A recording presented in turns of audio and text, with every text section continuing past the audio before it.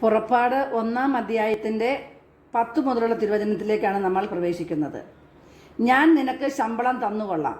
അവൾ ശിശുവിനെ കൊണ്ടുപോയി വളർത്തി.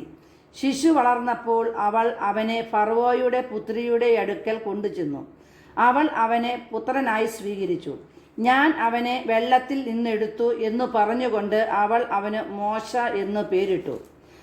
പ്രായപൂർത്തിയായതിനു ശേഷം മോശ ഒരിക്കൽ തൻ്റെ സഹോദരരെ സന്ദർശിക്കാൻ പോയി. അവൻ അവരുടെ കഠിനാധ്വാനം നേരിൽ കണ്ടു.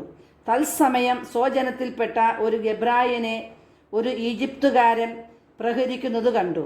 അവൻ ചുറ്റും നോക്കി ആരുമില്ലെന്ന് കണ്ടപ്പോൾ ആ ഈജിപ്തുകാരനെ കൊന്ന് മണലിൽ മറവു ചെയ്തു.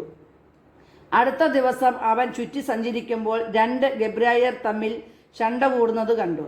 തെറ്റ് ചെയ്തവനോട് അവൻ ചോദിച്ചു, നീ എന്തിനാണ് കൂട്ടുകാരനെ അടിക്കുന്നത്? അപ്പോൾ അവൻ ചോദിച്ചു, ആരാണ് നിന്നെ ഞങ്ങളുടെ മേലധികാരിയും ന്യായാധിപനുമായി നിയമിച്ചത്? ഈജിപ്തുകാരനെ കൊന്നതുപോലെ എന്നെയും കൊല്ലാനാണോ നീ ഉദ്ദേശിക്കുന്നത്? മോശ ഭയപ്പെട്ടു. ആ സംഭവം പരസ്യമായെന്ന് അവൻ വിചാരിച്ചു. ഫറവോ ഈ കാര്യം കേട്ടാൽ മോശയെ വധിക്കാൻ ഉദ്യമിച്ചു. പക്ഷേ മോശ ഫറവോയുടെ പിടിയിൽപ്പെടാതെ ഒളിച്ചോടി മിദിയാൻ നാട്ടിലെത്തി. അവിടെ ഒരു കിണറിന് സമീപം ഇരുന്നു. Praise the Lord. ഹല്ലേലൂയ.